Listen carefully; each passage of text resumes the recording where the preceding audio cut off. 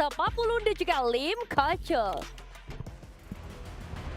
Yap, terima kasih Nevin, terima kasih KB, terima kasih Oji dan juga ada Baloy tadi ya. Iya lengkap Luar ya. biasa. Hari ini bersama dengan Papulung dan juga Lim Kocul yang akan memandu kali ini rematch Grand Final MPL PH yang ada di MSC 2024. betul sekali ya teman-teman ya, setelah waktu itu Falcon AP Brand secara mengejutkan dikalahkan 4-0 tanpa balas oleh Liquid Echo, dan hari ini ada waktu untuk mereka bisa membalaskan lagi, dan ini momennya lebih pahit juga nih Lem. Iya. Tapi harus bener-bener bawa pride lah ya dari mereka berdua juga.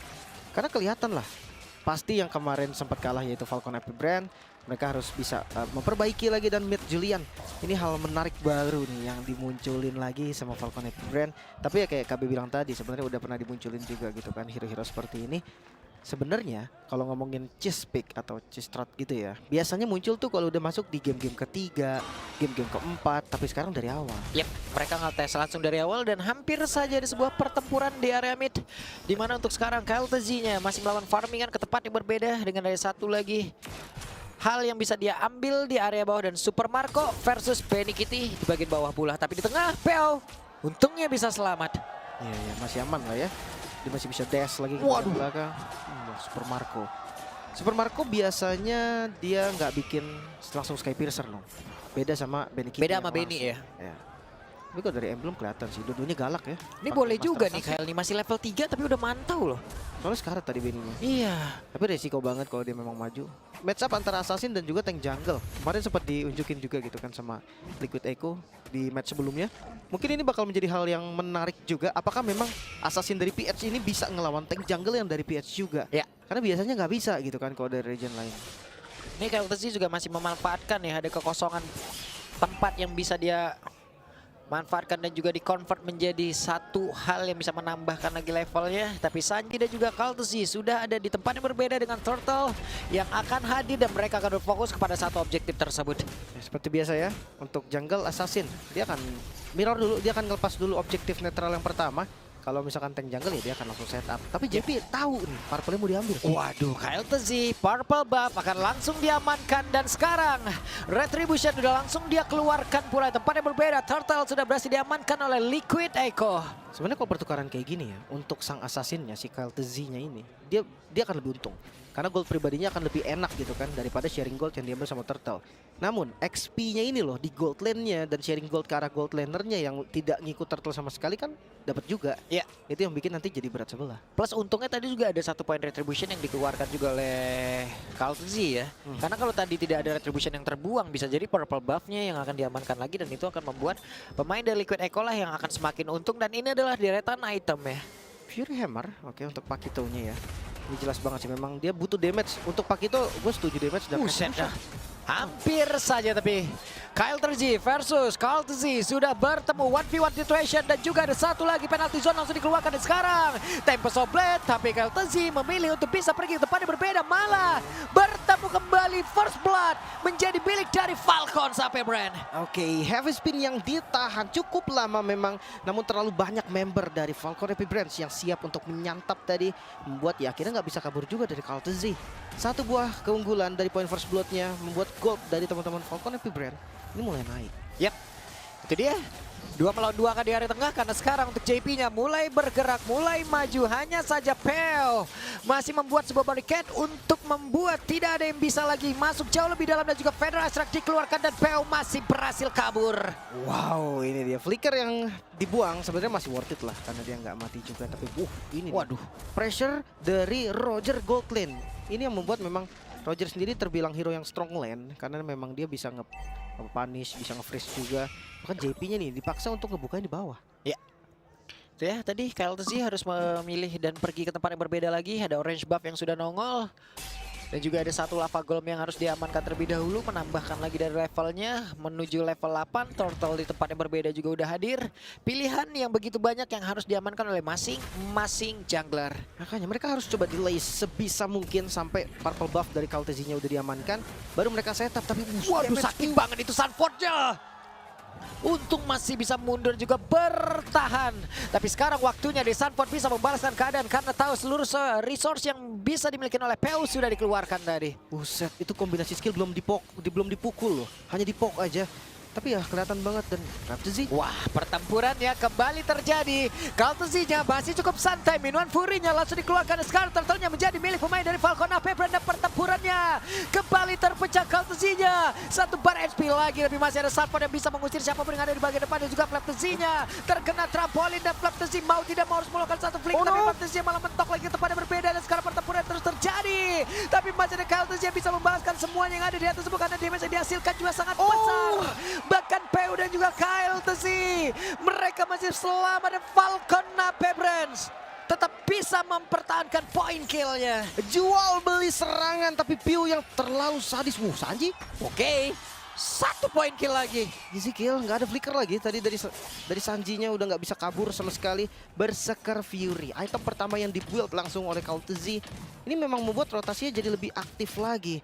Dan kelihatan kan tadi memang damage yang oke banget. Kita bisa lihat dari STC replay. Kaltzy memang fokusnya karena turtle dulu. Dan ketika dia nggak ngelihat momentum untuk masuk, dia nggak masuk. Dia nggak mau buru-buru.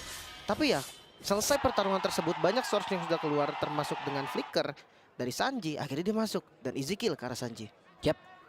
Ini pertempurannya juga dari tadi kan terlihat ya begitu baik ya bagaimana untuk tarik ulurnya lagi. Dan dari Kaltzy juga masuk tidak terburu-buru, menjadi eksekutor aja. 2 poin kill tadi sangat-sangat penting pula.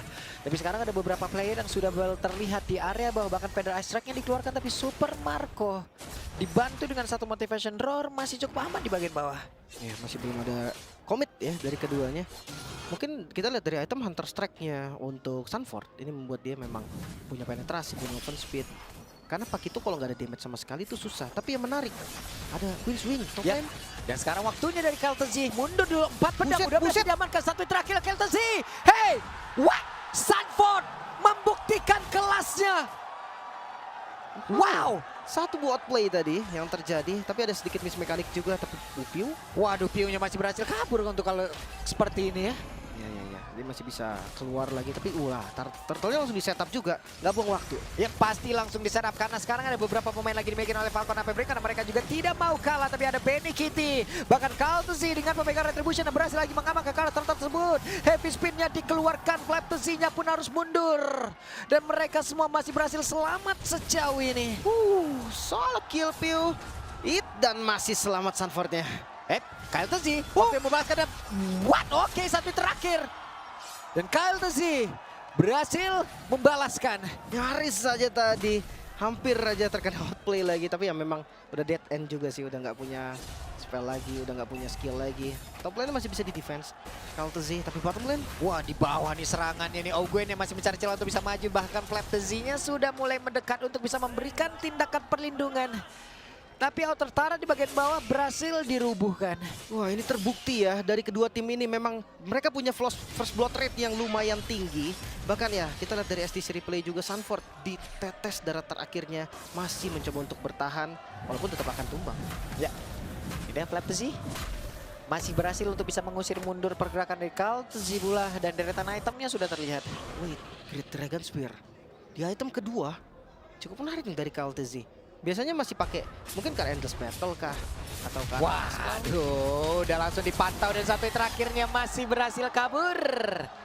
Masih berhasil selamat. Tapi Kaltzy mencoba peruntungannya, mencoba untuk bisa menjadi sang eksekutor. Tidak, masih berhasil lari pula. 2 player dari Liquid Echo. Dia nggak mau terlalu komit, nggak mau buru-buru. Aduh, sakit banget, Buset, 1 kali Divine Sword itu. Oke. Satu turret berhasil dihancurin juga. Ya untuk sampai sekarang memang keuntungan pressure-nya masih ada di Falcon AP Brands juga. Tapi kalau kita lihat dari gold, ini nggak jauh kok. Dari keduanya masih nempel juga. Blood Wings dari Sanji ini yang membuat dia masih ada chance untuk selamat ketika diterkam langsung nantinya sama Kaltzy dari link-nya. Tapi kalau ngomongin mid lane, Julian ini menurut gua akan lebih fleksibel. Piu akan lebih agresif juga dari mainnya karena mobilitasnya juga emang lebih tinggi. Yep. Dan untuk sekarang ya, di pertemuan mereka di hari ini bisa dibilang ini kan perang bintang juga ya. Ini adalah perang bintang, perang yang begitu banyak memperlihatkan dan juga mempertemukan dari player-player yang begitu luar biasa, dan gua harap banyak tim-tim di luar sana juga bisa melihat ini dan juga mendapatkan ilmu pelajaran. Hingga untuk sekarang ada pertempuran lagi yang terjadi, bahkan Benny Kitty yang langsung aja menjadi korban di tempat yang berbeda. Keltesinya berhasil untuk bisa memberikan damage begitu maksimal, bahkan sedikit lagi yang tersisa, tapi untuk Iditnya masih berhasil kabur dan Sunfordnya sekarang malah terpisah dari rekan-rekannya. Ada beberapa player, 2 player total dari Liquid Echo yang berhasil ditumbangkan. Mereka udah mulai nih pegang kendalinya lagi. 2 tanpa balas. Ini poin yang sangat-sangat baik untuk ngedobrak lagi mungkin pertahanan dari turret-turretnya. Lord juga terbuka. Ini momen yang begitu tepat. Tapi apakah Liquid Echo masih berani? Dengan member yang tersisa, JP masih ngebuka. Yep, itu dia Peo menjadi satu pagar yang cukup jauh. JP mencoba untuk bisa maju ke bagian depan dan Sanji sudah mulai bergabung kembali. Tapi KLTZ masih berfokus untuk bisa mendapatkan lagi ke arah Lord tersebut dan Sunfordnya. Bahkan sekarang JP-nya mulai maju lagi dan FlapTZ yang mengeluarkan ke arah satu penalty zone. JP-nya berhasil dihancurkan, FlapTZ-nya berhasil langsung dirubuhkan, tapi Super Mako malah menjadi korban pula dia tersebut. Dan sekarang KLTZ-nya menjadi korban tambahan dan Lord-nya berhasil diamankan. Sunfordnya pun tidak lepas dari satu poin kill yang masuk ke dalam tubuhnya. Habis sudah langsung Liquid Echo. Mereka kehilangan sangat-sangat banyak dari objektifnya. Walaupun memang di posisi lain Benny berhasil mendapatkan 2 in total ya dari turretnya. Dan ini menjadi nafas juga sebenarnya buat Liquid Echo. Namun mereka masih punya tugas besar. Lord yang hadir ke arah top lane mungkin bisa di slow push. Dan ini memproduksi super wave minion dari mid lane dan bottom lane-nya. Itu yang akan dijadikan target oleh teman-teman dari Falcon Happy Brand. Yap, oke. Ini tadi yang melanjutkan apa yang udah gue sebutkan ya, dengan perang bintang kayak begini. Mudah-mudahan dari tim manapun ya bisa menonton ini juga mungkin mengambil pelajaran ya apa saja yang terjadi dari sini. Ya mungkin termasuk dari tim-tim Indonesia juga. Setelah mungkin untuk sekarang karir ataupun dari pencapaian mereka tidak begitu baik teman-teman. Untuk Kita kalah di sini, kita harus mengakui, kita harus berjiwa besar. Kalau untuk sekarang kita gagal dan tim-tim lain ya mereka lebih mendominasi dan juga lebih mantap untuk sekarang. Iya, nggak perlu malu untuk belajar. Iya, nggak perlu malu untuk belajar, nggak perlu malu untuk mengakui juga. Untuk sekarang kita kalah nggak masalah. Iya, Kita belajar, kita akui kalau tim lain menang, tim lain lebih kuat gitu loh. Makanya, dan lihat ini defense mechanism yang lumayan rapi. Mereka bisa kontrol dari 3 wave minionnya. Tidak ada best turret yang hilang. Memang sih masih under menit 12 juga. Masih punya pasif dari best turretnya. Agak susah kalau memang mau jebolin dari awal kayak masih ada pasif best turret. Terus kayak outer dan inner turretnya masih ada juga.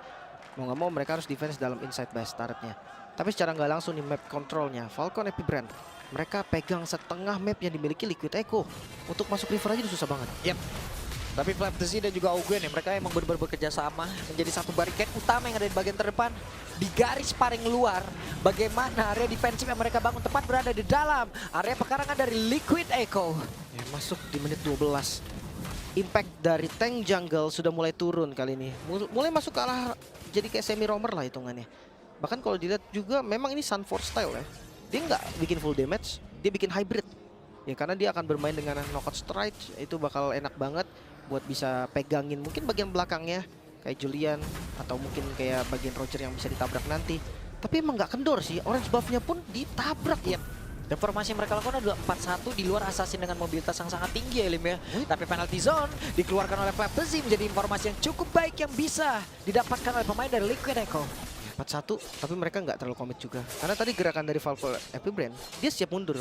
Kalau seandainya tadi di all in kayak heavy spin mungkin dari KLTZ keluar atau ya JP flicker, itu dia masih ada kesempatan buat kabur gitu kan. Mereka ada di posisi yang enak untuk in ataupun out.